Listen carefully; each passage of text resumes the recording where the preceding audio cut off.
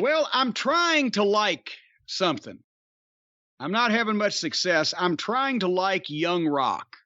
I've watched the first 2 shows. I tried to make notes on them, anything really interesting, and I didn't come up with a lot. It's a 30-minute situation comedy about the childhood of a professional wrestler that draws more viewers than any current professional wrestling show. And The Rock is great in whatever he does. His delivery, his demeanor. As we know from wrestling, bad material, good material, it doesn't matter. He's got the magnetism. Randall Park sucks, and everybody else on the show ranges from to except for Atta, the mother. She's very likable. But that should be the show. Just Atta! Exclamation point. And just make it about her. Utterly Atta. Ooh, that's good. There you see, I ought to be on in the television world, doing the meetings, the creative meetings, the pitches. But otherwise, I mean, the Rocky Johnson guy, he's not the worker that the real Rocky Johnson was.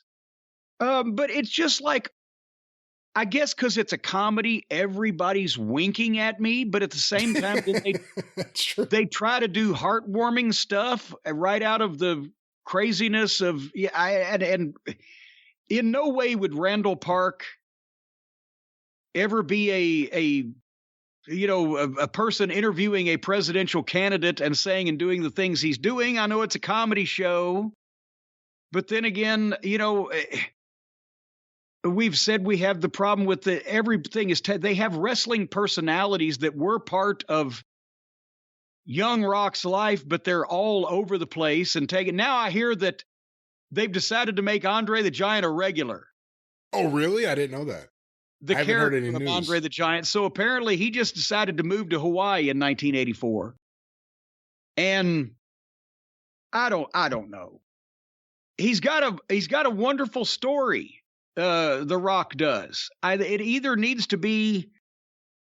It's not Seinfeld and it's not fucking Hill Street Blues. Does it need to be a real good comedy or a real good drama? It's not really hitting on either cylinder when it's in between. I don't know what it needs, but it needs something. Have you seen any of these? I have not seen any of the new season. I saw the putrid first season, which, let's remind everyone, if you're someone who is just discovering wrestling history, completely inaccurate in every single way about almost every single thing that's happened in wrestling history, but I also didn't find it too entertaining. Well, but I wish you hadn't said the putrid first season, because I was about to say that I don't think these shows are anywhere near as good as the first season.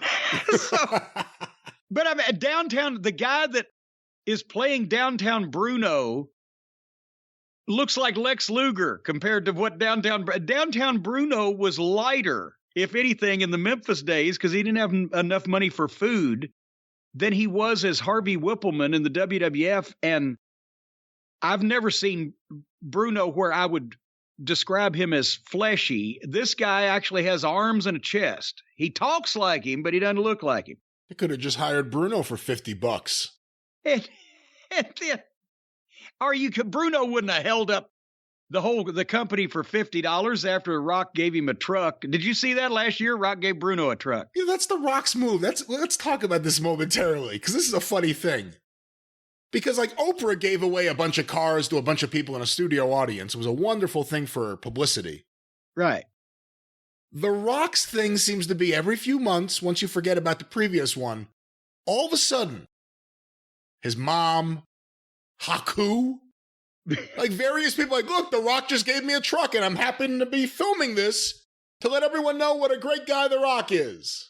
So you're saying it's not the giving of the truck, it's the filming of the giving of the truck and disseminating same into the public eye that you're turning your nose up at. Did you ever see the episode of Curb Your Enthusiasm where Larry David's offended because they go to an art gallery and one of the wings is by Anonymous dedicated the money, but everyone's like, Anonymous is Ted Danson.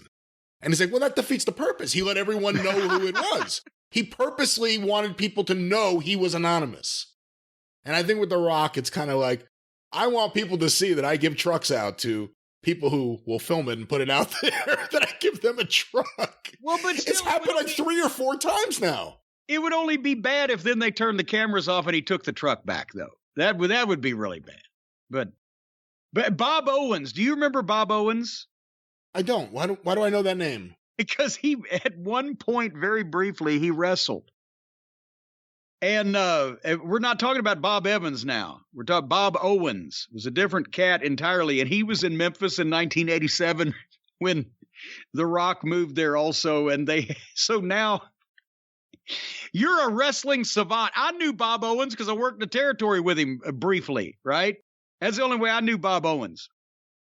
But now there are pro wrestlers out there that everybody's heard of that aren't on TV, but a guy that even a wrestling savant like you didn't remember is now being portrayed on NBC television. So it's a crazy year. You want to show me you have guts, Rock? You covering Memphis? Put Ken Raper on the show. I dare you.